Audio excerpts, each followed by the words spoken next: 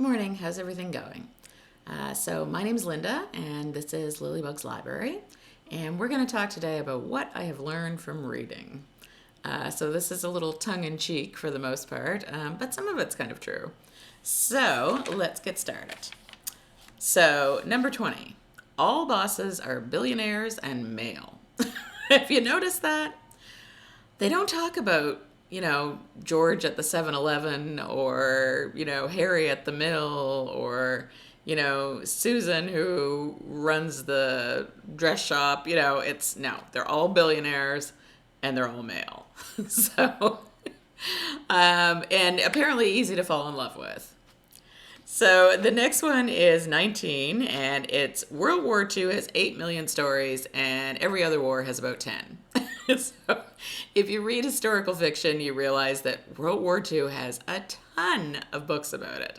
Other wars or conflicts, not so much. Number 18, women usually become witches when they hit 40. When I was 40, I got a divorce and 20 extra pounds. I didn't get a witch. I didn't all of a sudden become a witch. So that one's cute. People like to sit and watch each other read. So reading sprints, that's something I really don't understand. I'll be happy to do it if anybody wants me to, but that seems kind of like watching golf. So... number 16, you can make a readathon out of any word. So chair, ketchup, dog, forbidden, it can all be a readathon. It's that easy. Number 15, when things go wrong, people always head to whatever place they call home. So I definitely think that's a true one. It does seem, especially in cozy mysteries, that as soon as, you break up with your boyfriend or your business fails or whatever it may be, you head for home. So I think that's common everywhere. Number 14, names in fantasy must be hard to pronounce. So things like Kavathe and Rastlin and Fitzchivalry and many, many more. Somehow that makes them a better fantasy name if you struggle to pronounce it. All developers are evil and will take your land any way they can. And usually they end up dead. The next one is 12. Men keep losing their shirts. So there are a lot of novels out there with shirtless men. So I don't know what they're doing, whether they get lost in the dryer or what it is, but they just keep losing their shirts. Happy covers, number 11. Happy covers don't always mean happy books. So I've read Lady Sunshine, happy, happy cover, sad book. Lots of books are like that. The cover looks beautiful and happy and joyous, and it turns out it's about something bad or evil or, So don't judge a book by its cover. Number 10, not everyone will like what you like. So I loved The Women. Not everyone was a fan. I didn't like 100 Days of Solitude, but it's a classic and a lot of people love it. So, don't worry about what other people like or dislike. Just worry about what you like.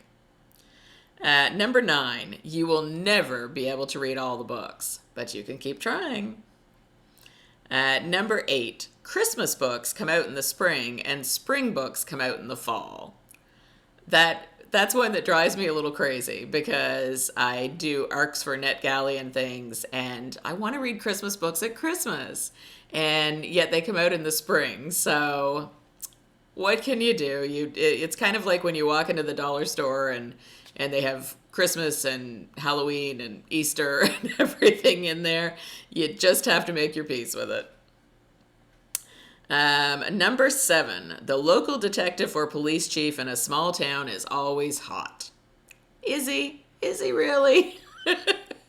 I've seen a few police chiefs, and usually they're not that fit and balding and older and not what I would consider hot, although their wives probably do. So, number 6, orcs and ogres make good boyfriends ever since Shrek. So fantasy novels also have people falling in love with shapeshifters like wolves and cats and I don't know what else. So yeah, we're really doing the whole interspecies thing lately.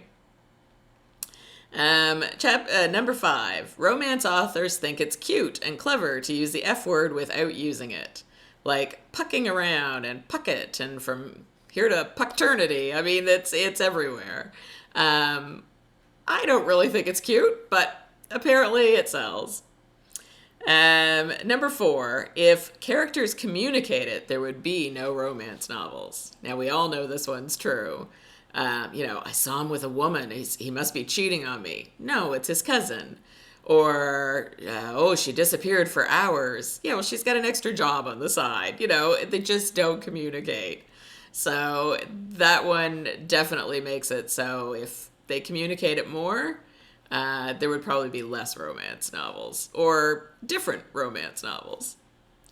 Number 3, small towns are either cozy with a murder once a year or they have dark, twisted secrets that they have kept for decades. So if you look at the thrillers, it's usually the dark, twisted secrets. If you look at cozies, it's usually a murder once a year. Otherwise, it's a safe town. The next one is number 2. All earls and dukes are brooding. What do they have to brood about? They have a castle, they have a title, usually they have money, but they are all dark and brooding. Poor guys. And number 1, life is better with a pet. So, especially with cozies, we see that a lot. And life is better with a pet, but they don't show you the downside, of course. Speaking of a pet, come on up, Dudley. Coming up? No, going up in the other chair. Okay. So they don't show the downside of pets, of course. They don't they don't talk about the cat or dog hair everywhere. They don't talk about, them throwing up on your rug. but generally, life is better with a pet. So those are the 20 things that I've learned from reading. And I know, just a bit of silliness, but I thought we could use that. Sometimes the world gets a little depressing with, wars and conflicts and politicians and, all that stuff. So it's nice sometimes to just step back and have a little fun. So I hope you enjoyed that, and I will see you again soon. Bye-bye.